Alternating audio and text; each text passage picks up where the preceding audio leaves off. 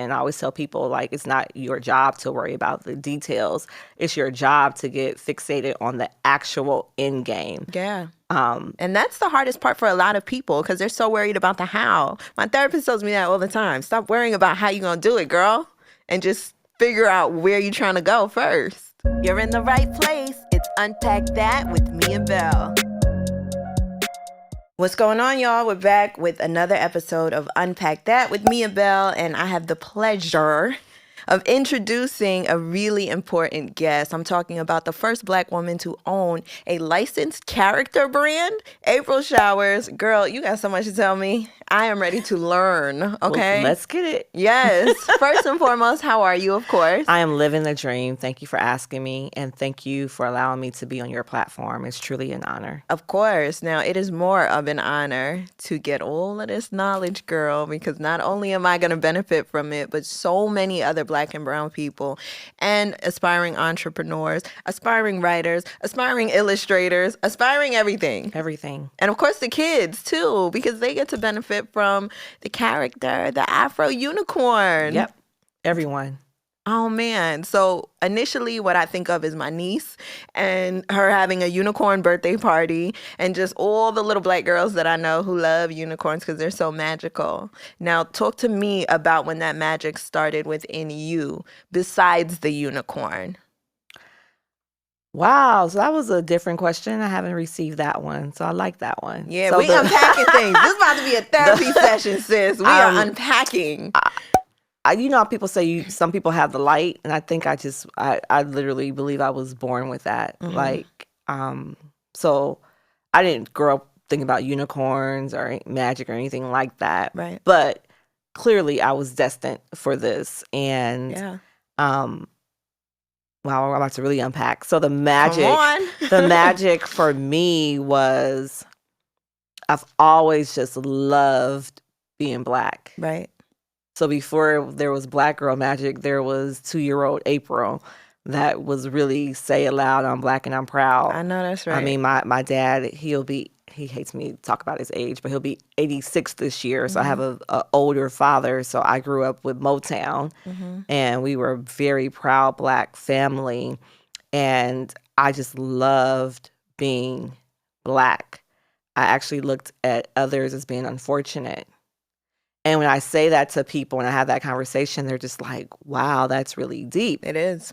But if you talk to Carlette, my mom, she would tell you, like, April, like, I just had so much love for us. And I just thought that we were just such a beautiful people, from our hair textures to the way that it can bend and you can change it. And other people's hair was flimsy because I grew up in a very multicultural area in Los Angeles. So I got to see all races. Right. And I just always just thought that our features were so impressive. The fact that we have these big full lips. Talk about and it. all the different creams of our skin and our noses and our bodies, that we had hips and butts. And I just always just thought that we were just this most awesome dynamite people.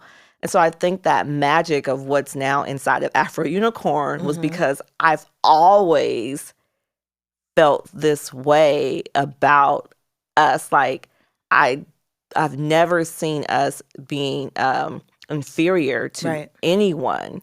I've always seen the trends and people trying to, how do you say the word, emulate us forever. Like, even if you go back to the 1600s with them wearing peacocks under their dresses, and that was just to show that they had hips and butts. So I'm like, clearly it has to be something about us that is just far beyond anything you can ever imagine, because everyone is trying to play get like me when it comes to us and our culture. And again, I'm talking like this now at 43, but I spoke like this at 3 years old too. Yeah. Like, I've always seen it. So the magic was in me as a little girl.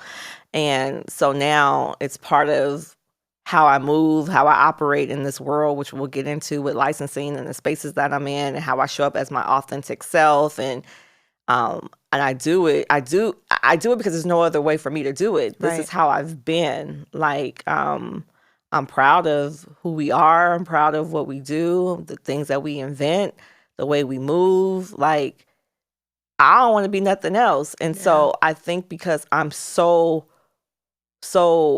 excited about what I am and who we are, it really shows in the brand. Right. Oh, no, it does. In like the brightest way. And to know that this is how you were brought up from young is so beautiful, only because there's the conditioning that happens in this space. And when I say this space, I say this country, especially growing up as a young Black girl. It is hard.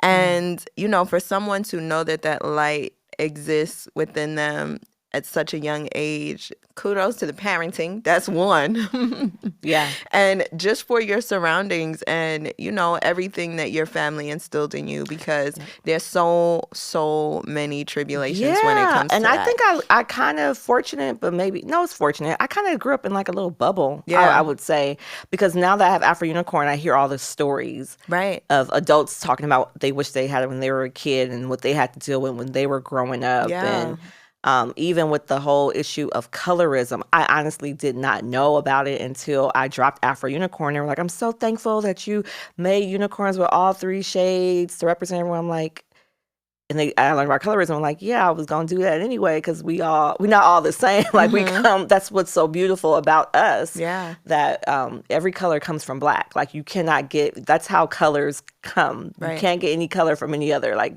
it starts from Black and then you fade down and you can get the whole rainbow, but it starts from Black. Absolutely. So it's just, I'm definitely the chosen person to lead this Afro Unicorn and to get the stories of women talking about what they had to deal with growing up and where they wanted to change their hair or how they felt about their skin and how others treated them, especially when I talk to people in the South. And I was just like, wow, like I am so thankful that I never experienced like that. And I really think that because of that magic of me not having that experience allows me to truly pour 100% authentically into the brand unapologetically. Right. Like I show up to these meetings, I have these conversations, and I let them know, like, we have the competitive edge with Afro Unicorn because you have a real Black person that's behind it, and you see it through my lens. And like, there's a lot of brands out there that are Black characters, but they don't have a Black creator behind it. Right. And that's what separates Afro Unicorn from other Black characters that are out there. Right. Now, before we get to talking about how Afro Unicorn came about, was any of this ever challenged? Going to school or, maybe your first few jobs. Was there ever a challenge where it tried to kind of try your Blackness, basically? To where you did have to exercise the hey. So my cousin's in the room right now, and she can attest to, I've always just held my grounds and my own. And I really, like, I wish I would, like, you can't, you can say anything on but here. But you can't have, like, I've always been in situations in corporate where I was probably like the only one, but I always looked at it as the unicorn. I'm the superpower. Right. I'm the best thing y'all got on this whole team. So there's nothing anybody could say that even make you think, feel, or yes, of course. No, I am the flyest, freshest, dopest person. You ain't never had to cuss nobody out or let them know sternly, like, hey. That just has been come as of recent. That's the challenge. So as of recent, there might be some meetings where people like will try to. I don't deal with disrespect. I'm from LA. Right. I don't deal with disrespect on no level. So I'm not gonna sit in seats and rooms and any of that where you're disrespecting me. I'm just gonna click off the Zoom, or I'm gonna walk out the room. Like, you're not about to disrespect me. Yeah. But for the most part, I don't really have to go off on people. I don't have to. I think they feel the energy. They do feel the energy. And it's all love too. It's all love for yourself. It's all love for myself. And I always tell these people that I work with, that the brand is bigger than me. Right. So the passion that I bring to this table is, and like my enthusiasm, it's not just because I want to make money, but I have a whole tribe behind me that's wanting Afro Unicorn to win because it represents so much for them, and we cannot let them down. Right. So I go so hard on this for this brand because I know the people that are looking up to the brand. Yeah. I mean, yeah, we all are. I love that. Now, I want you to kind of walk me through you as an entrepreneur. What were a few of your first couple jobs that kind of led you down this path? Did you always know that you wanted to be a business owner and just in charge of your own everything? Yeah, I've always known that I was going to be a boss. Okay. Like I've always been bossy my entire life. What's your sign? I'm a Cancer. Oh. July. Cancer. Okay. But my cousins, they all say I was bossy. So I had an entrepreneurial spirit. I didn't grow up with entrepreneur parents. I didn't grow up in a business. Like my parents both are state employees. But it was just the lifestyle that I knew that I wanted to live. Also, I went to art school, all my grade school and high school and all that. And then I saw dancers only made 20,000, 16,000 or something a year, and I was like, that ain't the lifestyle. Ain't gonna be me. Sorry, dancers. that is not go finance this lifestyle that I want to live. And so I contribute a lot to my mother. So my mother, we lived on 89th and Western, South Central Los Angeles. Okay. But say if we wanted to go to a movie theater, we'll go out to an area called Rolling Hills, or if we wanted to go shopping, she'll go to Beverly Hills. Right. She constantly every weekend kept me outside of the hood. I would literally, I remember one time I walked outside, I was 17. Somebody was like, hey, asked me when did I move in the neighborhood. I'm like 17 years ago. Right. My mom kept me out of and kept me busy and kept me in activities out of the hood. Right. So I saw how other people lived. And when seeing how other people lived, I'm like, I want that. So my focus was always a lifestyle. And then I looked at what jobs pay, and then I knew what business owners could make. And I just knew that I was going to be an entrepreneur. My first real job when I was 14 years old. Oh, you started early. Yeah, I started early. I worked for a council member for the city of Los Angeles. So I worked in the PR department with them. So I learned a lot about marketing at an early age that I used. And then from there, I got into a program called Yes to Jobs, Youth in the Entertainment Summer Internships. Okay. And I worked for A&M Records, and I worked in the international marketing department. So I got a lot of marketing experience there. And then I decided to launch my own agency when I was 19 years old, where I would hire PAs to work for. Hold on, April. You have been on every a roll. Day I'm hustling. No. 19? 19. Please go on. I'm sorry to Yep, interrupt. 19. I got a few girls that I hired out to work as PAs for different anchors, celebrities, music people, and then I also was managing artists too. Music artists. Oh, wow. And then I got into music supervision. I worked on Baby Boy, Black Knight, Brothers. And I met some really cool people in the industry. And then I quit my full-time job. I was working in real estate. I quit it to manage a band. Oh, my gosh. And then I was back to that whole art thing again. Wait a minute, this art ain't paying my bills. So the band was great. It was an all black rock band. Okay. But they were all divas. The males, they were all divas. And it wasn't working. And they were draining my pocketbooks. So I got back into real estate. And I did that for a while. And so real estate, and then I ended up getting into insurance. I own and operate my own insurance agency, a State Farm office. And I've always been a broker.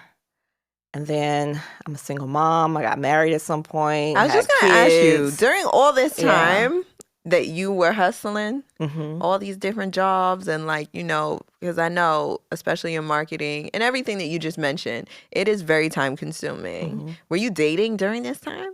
How hard was that to balance everything? Or did you take a while from it? Like, I know you have 2 children. You said you're a single mother. When did all this happen? So, and how were you managing? So the single motherism happened in 2012, 2013. So I was just doing State Farm at the time. This is a thing, though. So that balance question. Right. I don't really like the balance question. Why? Talk to me. Because have you ever asked a man, how do they balance it all? You know what? I do. That's one thing about me. You can ask, I'll ask the same questions only because how are you balancing it all? Yeah, so Men who have busy schedules, yes, for sure. Yeah, well, I don't balance, I just do. Right. It's not a balancing act for me. Yeah. I'm a mother 100%. I'm a business owner 100%. I'm not balancing. Managing, yes. Right. But balancing, I'm 100% a mom. I'm 100% a business owner. If I was married, I'd be 100% a wife. Right. It's just part of life and who we are. Like if they talk about the Trinity, they're all one. Right. So I'm it. So there is no balancing act.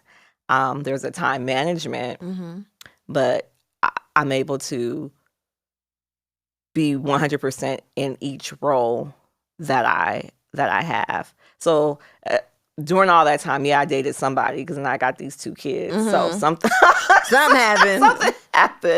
Something happened, but I got divorced. I don't know. Don't even ask me about dates. Right. She knows.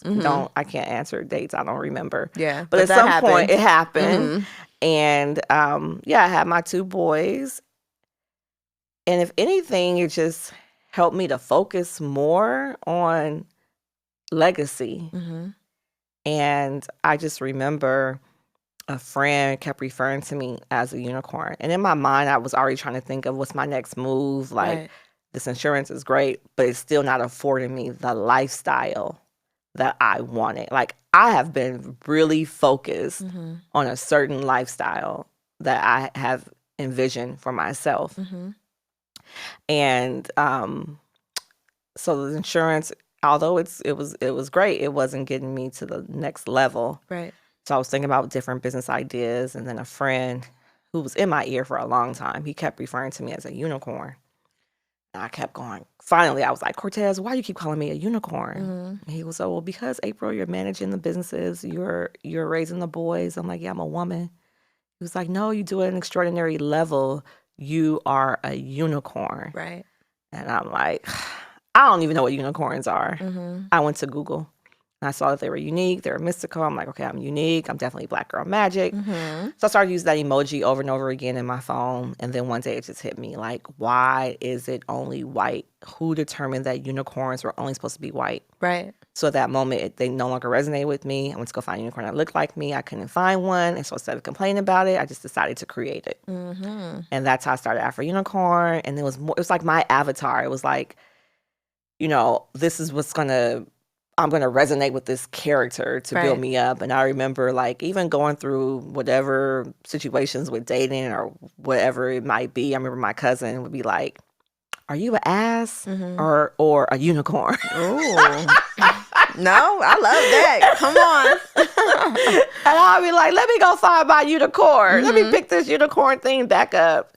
And that's how it jumped off. And I had an idea. I really didn't have all the pieces in my head. But I knew what that end, I'm always focused on the end. Yeah. Like I know what the end is going to be. When I was a little girl, I was like, I'm going to live in a place where I can see the ocean and I can see the hills. Ooh. I live in a place now where I can see the ocean and I'm in the hills. Yeah.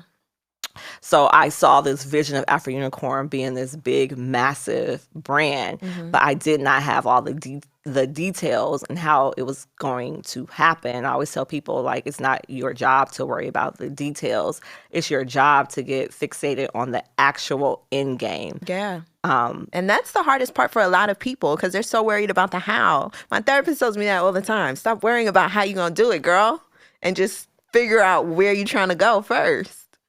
And people don't understand that because they just think, I just got to get right foot from the left foot, right foot. Yeah, but that's, everybody know you're supposed to do that. Right. Everybody know you got to walk before you cry. I know all that. Mm-hmm. But where are you going? Right. What does it look like when you get there? What does it smell like? What does it feel like?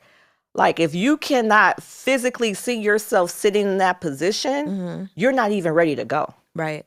Ooh. Once you can physically see what that looks like, what that feels like, what that tastes like, then you know that you're going to be on the right path. Right. But if you cannot even visualize yourself sitting in that home, your feet in that pool, come on. Like if you can't see that, you're not going to ever achieve it. Right.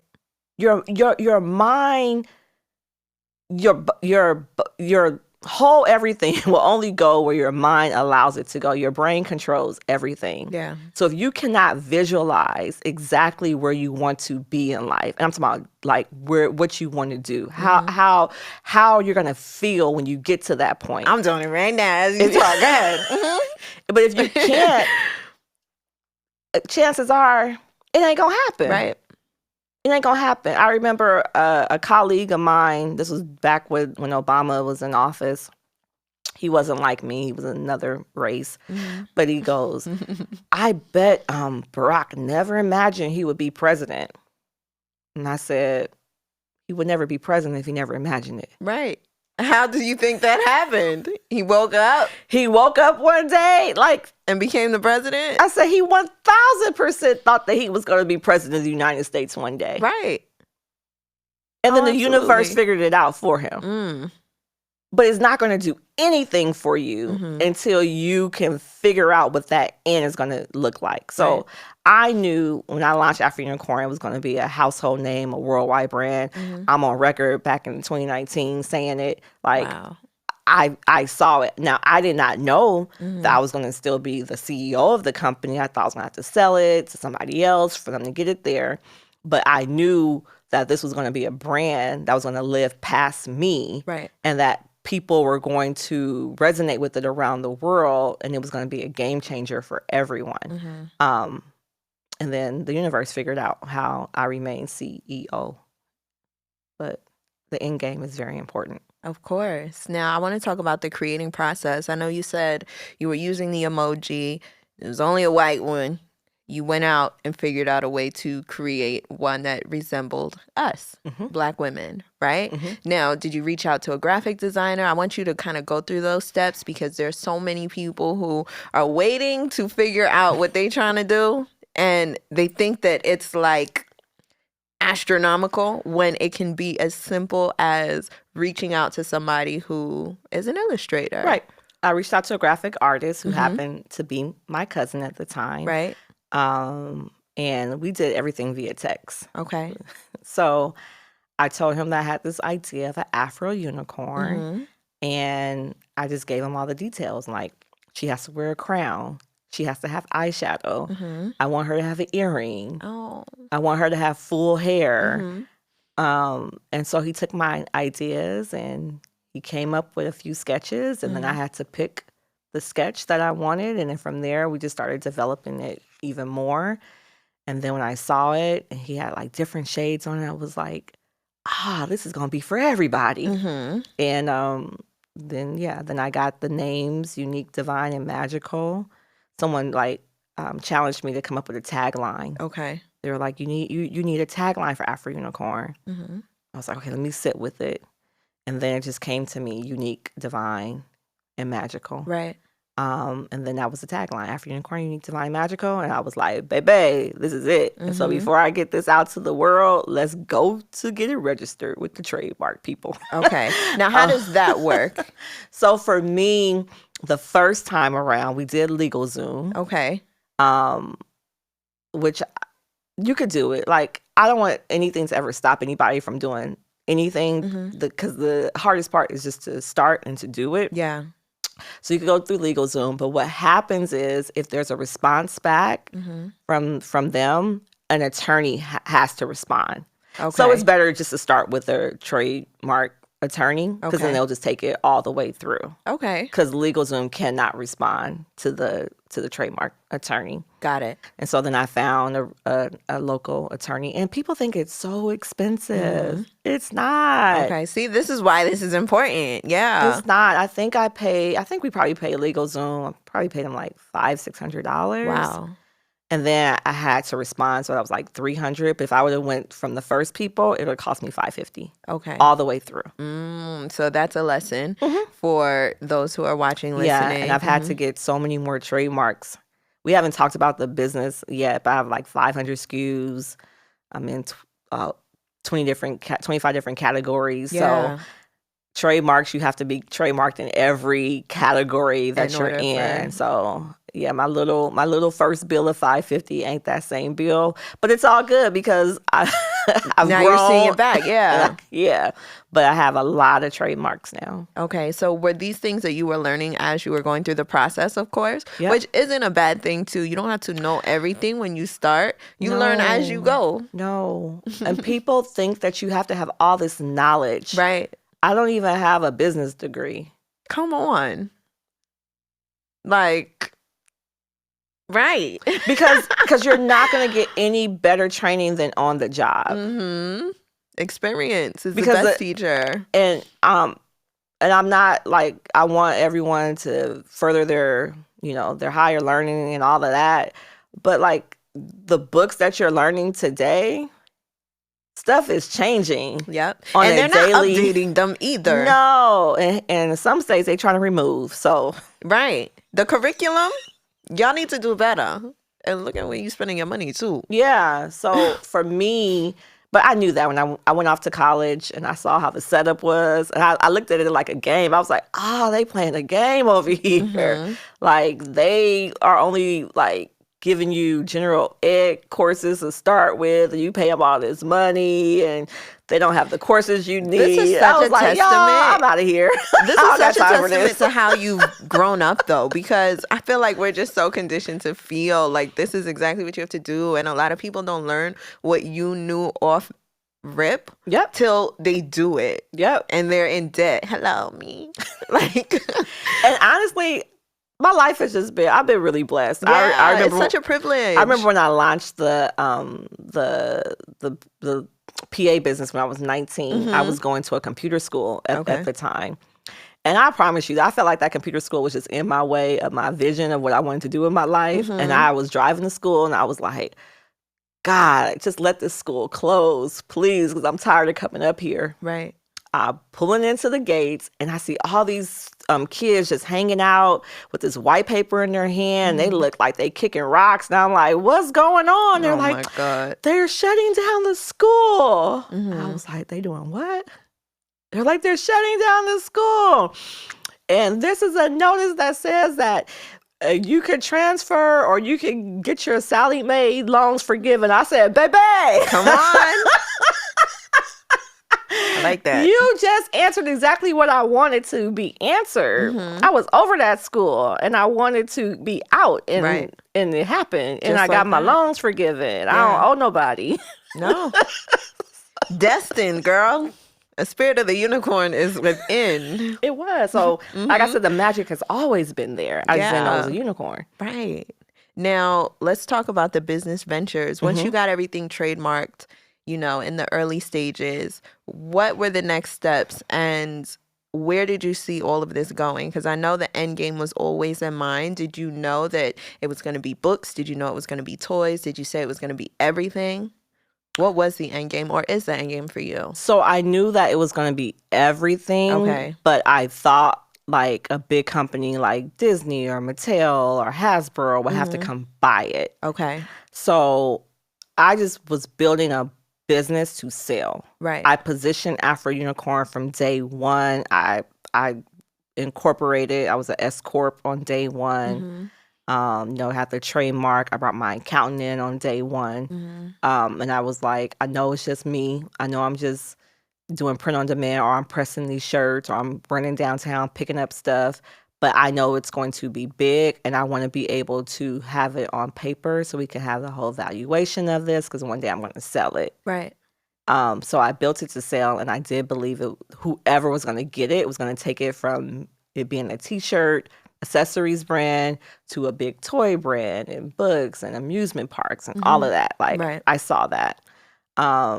So that was the very first thing I did, was just to make sure I had my tax stuff, my accountant on board, and I had the right entity on board, which for me was an S corp at the time.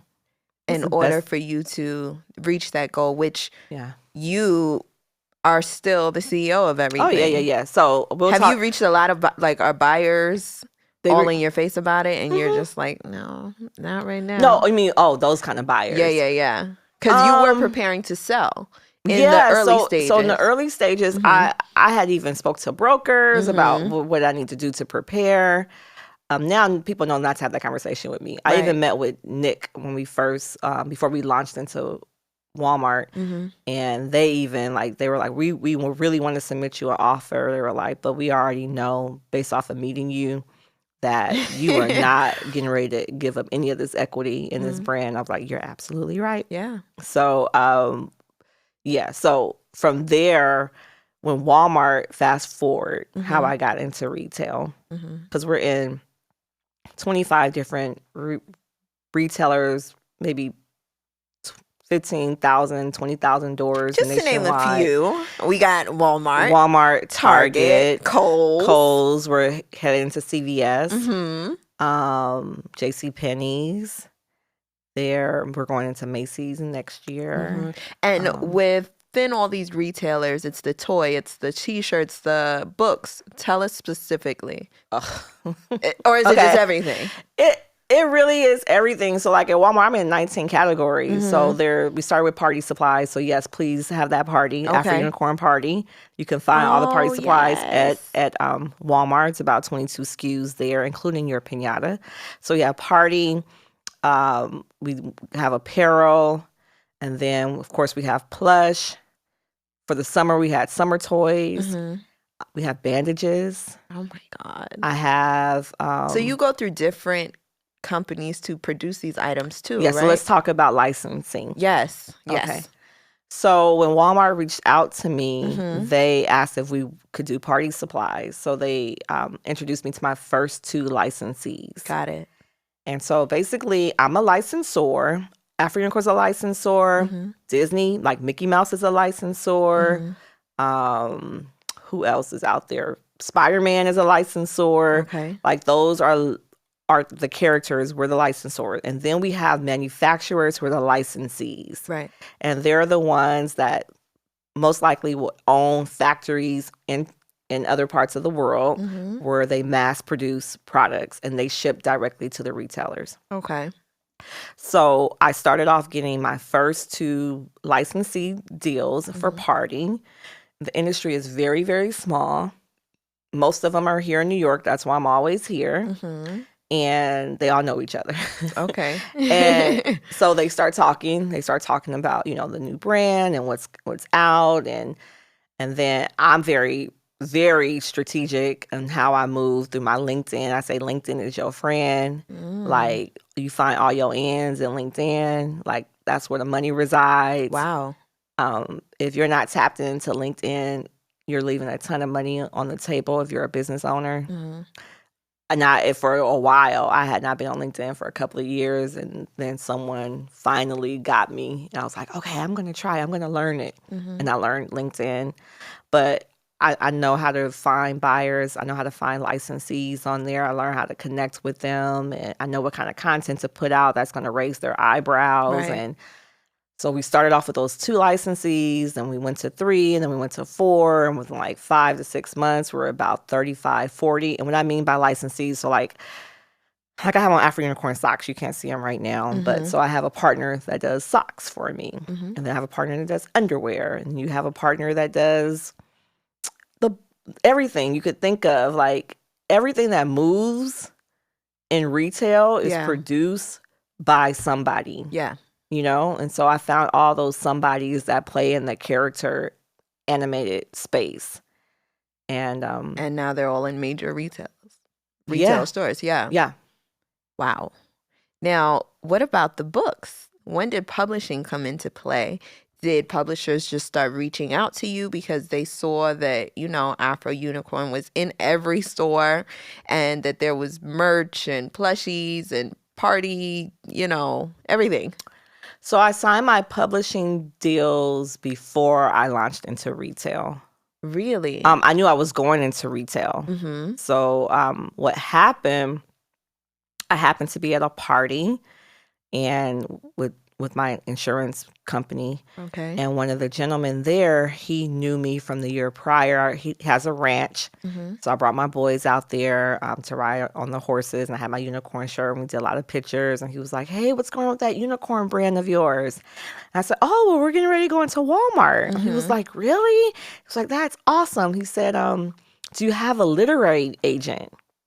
And I said, a Honda? Like, that's how it starts, yeah. I didn't know what he was talking about. Mm-hmm. I said, I don't even know that word, so no, I don't have one. Right. And I had a manager, but literary agent, no. Mm-hmm. So he was like, well, I don't know exactly what my wife does, but she writes books for companies like Disney and Nick, and she makes money, and I think you need to speak with her, and you need the right professional people in your circle. So at the time, I was working on my own book. Wow. I was working on an Afro Unicorn book.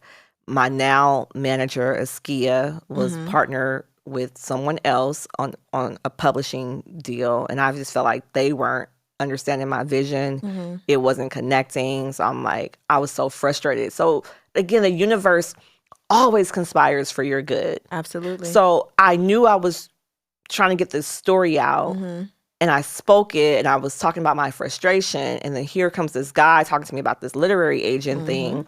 So long story short, his wife ended up calling me like the day I was so frustrated that I went for a walk. Like, I live by the beach. And so I was like, put the pen down and just go walk. Yeah. And I went to go walk, and then she called me. Mm-hmm. She called me while I was walking. She was like, I was like, I'm stuck. I'm having writer's block. I can't write. She's like, you're an IP. You're a licensed property. You don't have to write crap. Mm-hmm. Right. Someone else can do it. She was like, that's what I do. Mm-hmm. And then she just broke everything down to me. And she was telling me, I had a team of writers that I was working with to develop this story. And she was so... For a children's book. book. And she was so gracious to jump on a call with us to go through the script that we were doing. But she was like, you know what, April, I'm going to task you to go to Barnes & Noble. Because I had this really great story that I wanted to tell about the Afro Unicorns. Okay. And so she sent me to Barnes & Noble to go look at the different books that were on the shelves. And her idea of sending me there was to basically get my mind wrapped around what was possible. Yeah. And I remember I went with my son. We were looking at different books, and I was trying to find like a chapter book that was in color. And every chapter book that I picked up, it wasn't in color. And I called her, and I'm like, Stacia, like, no, I know when I called her. I called her when I saw Captain Underpants. Okay. So I opened up Captain Underpants, and I was like, oh my gosh, Jesse, my son. I was like, this is it. So I called her. She was like, April, that's $1 billion franchise. They have X amount of movies. They are not going to print full color for your new property. Like, that's not going to happen. Mind you, let me back up. So Stacia also told me when I talked to her, she was like, I want you to send an email out to my agent. It's going to take her like 3 weeks to respond to you. But in the subject, put referred by her, going into 3,800 Walmarts with no story. The agent called me within like an hour. Of course. And then I got the agent. And so then they sent me to look for these books. And so Stacia told me I was going to be able to get, they were called full color graphic novels. She's like, they're not going to do that for you. And I'm like, my mind automatically saw Afro Unicorn as a full graphic novel. Yeah. So that was that for me. And then we walked around the store a little bit more. And then I saw the little golden books. They have a little golden book stand. I was like, oh, I want a little golden book. I put that out there. And no lie, my literary agent was trying to prep me to say, publishing is slow. It's going to take them a long time and blah, blah, blah. It may take a year. Because typically it does, though. I'm a unicorn. Exactly. And I told Karen, I said, Karen, check this out. I'm writing in my journal every day that this quarter I'm going to have a publishing deal. Come on. Whew. She just kept trying to remind me. I didn't get the publishing deal by March 30th, but like the first week of April, we were signing. I signed 4 publishing deals. Wow. Through Random House. One, I have 4 publishers. I have Random House. I have Andrews McMill, which is part of Simon Schuster. I have Bendit, and I have ReaderLink. And that's normally not typical either because they're like have their own rights. Yeah. But they were all carving just to get a piece of the Afro Unicorn pie. And what was really crazy was my literary agent did not even find Andrews McMill, who came to me, found me on LinkedIn, because LinkedIn is your friend. Yeah. They found me on LinkedIn, and they said, we want to do full-color graphic novels for you. Wow. The thing that was supposed to be so unattainable because you are a unicorn. I spoke it. I saw it. I saw it. And once you say it, and once you, like, are fixated on that, the universe has to respond. Yeah. And it responded.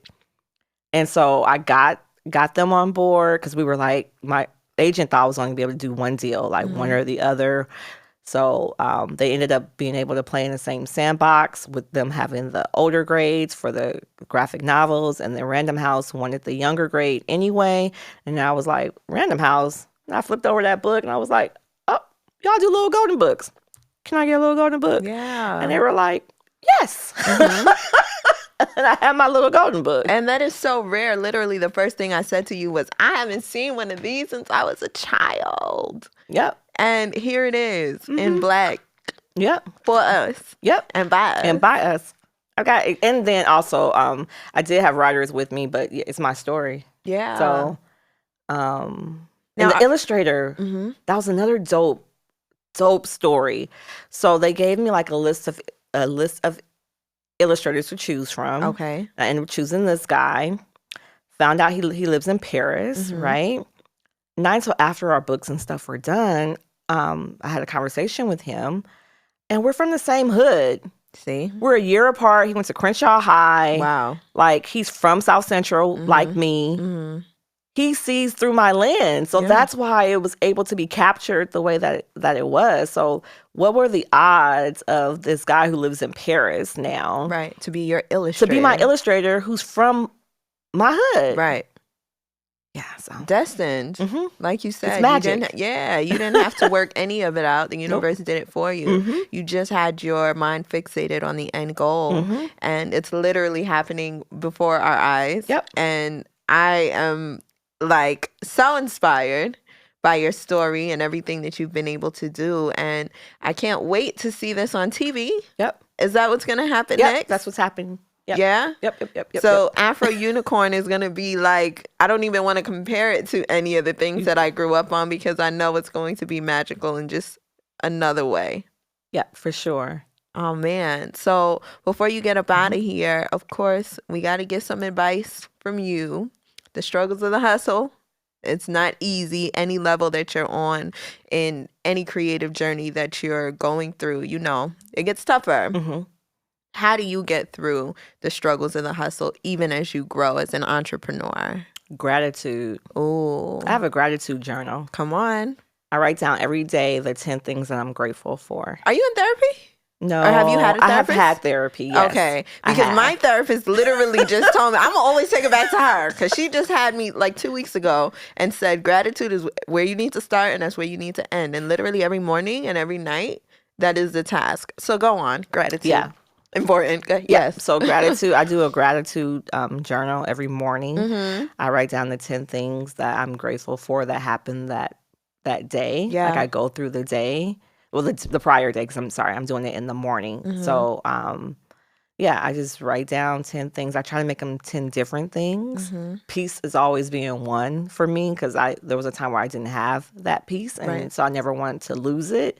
But there's this magic in gratitude, because when you are thanking God and the universe and of what has already happened, you now make room to receive more. Yeah.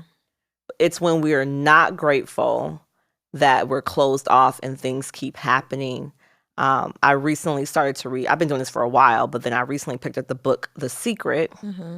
And it just talks about how whatever you focus on is what you get. So like if you're always constantly talking about you have all this debt, you have all these bills, the universe hears, oh, she likes bills, she likes debt. So let's continuously give her more debt and put her in more circumstances where she has to figure things out. Right. The same with like if you're in traffic and you're like, oh, it's so much traffic, I'm not gonna make it, I'm not gonna make it. Oh, she doesn't want to make it. So let's put the construction workers, let's make sure that this light isn't working. Let's do all these things because that's what she's saying. So when you do a gratitude journal and you have a heart of gratitude, you're always in the mindset of being grateful and thankful. You start receiving those positive things. So if you're going to be like, I'm just thankful for the money that I have. I remember I used to write before when Afro Unicorn first started. I used to say, money comes to me with speed. My name and my brand is being spoken about behind closed doors, and new opportunities are being presented to me daily. Yep. I still write that one. But like I'm thankful that this is already happening. I'm thankful that these opportunities are already coming to me. I'm thankful for all the money that I'm receiving. Yeah. So and people are like, oh, that's not real business advice. It is. And it worked. And it worked. And did. And will and shall Come and on. is. So but and I had picked up a guy, shout out to Justin Phillips, I think that's his last name. He has Support Black Colleges is his brand. Okay. And he did a book called The Last eBook You'll Ever Need. And it talks about all the apps that you need to run a Shopify business. And he was doing millions in a week or whatever. So I'm like, if this dude is doing millions and I'm in the space that he's in, I want to tap into whatever he's tapping into. So I bought his ebook, spent the $49, and before he even starts anything, he goes, look, I'm about to give y'all all the gems for your business that you need, all the apps. But the thing that was told to me was read for an hour a day, write down 3 massive goals, things that you want to happen, and 10 things that you're grateful for each day. And the fact that he started the book that way, it was a big stop sign for me. Like, oh, I'm going to do step 1 before I even get into all this other stuff. I'm going to start right there because clearly the kid is popping. I want to pop off too. Yeah. And so I get frustrated when I meet people and I tell them this is what you need to do and they don't do it. That's why I don't coach because people be playing and I ain't got time to play. Yeah. Because everything that I've said that I wanted, I have fruit snacks because I walked through the fruit snack aisle and was like, I want fruit snacks. And now, shout out to Walmart, I have fruit snacks at Walmart. Yeah. Because I said it, I thought it, I believed it, and it happened. But a lot of people just be like, it ain't that easy. But have you even tried it? Right. And you got to put the work towards it. And that's something that you've been doing your entire career. Yes. Because some people are like, oh, well, I wrote down my stuff today. I wrote it down and went to sleep. And that's it. And people don't want to be consistent. Right. They lack it. And it really is the key. Like, I do what I do every day. Yeah. Every day. And it's not like it's a burden for me. Because you only get this one time to do it, right? Yep. But people get lazy and they don't like when I use that word. But y'all lazy. Entrepreneurs are lazy. They want overnight success. And they're not willing to be consistent and show up every day. I have people DMing me now, want me to help them with their business. I go look at their Instagram. They ain't posted in the last 8 months. Right. Girl, you not worried about your business. Why are you worrying me? For what? You clearly are not serious about this. Yeah. You got to be serious about you. I don't play about me. Right. We only get this one chance. So hearing all of this, ooh, girl. Are you ready? Yep, I'm ready. I'm going to go home. I'm going to get on that LinkedIn. I done took notes. I'm going to rewatch all of this. And we're going to get straight to business. And I can't wait for everyone to see this and for them to be inspired because what you're doing is an anomaly. And we need way more of it. And I think your story, well, I know your story and all of the little magical books that are coming out and everything that you have is going to transpire into that. And I think knowing that it comes from a Black woman who is very strong in her beliefs, as, you know, we all should be when it comes to who we are as a people. I mean, there's nothing better than it. So thank you for being you. Thank you. For being the magical unicorn. Because that you are, sis. It's Unpack That with Miabelle. Thank you. Thank you, Mia. Yay! That was so great. Yeah, it was good. You're in the right place. It's Unpack That with Miabelle.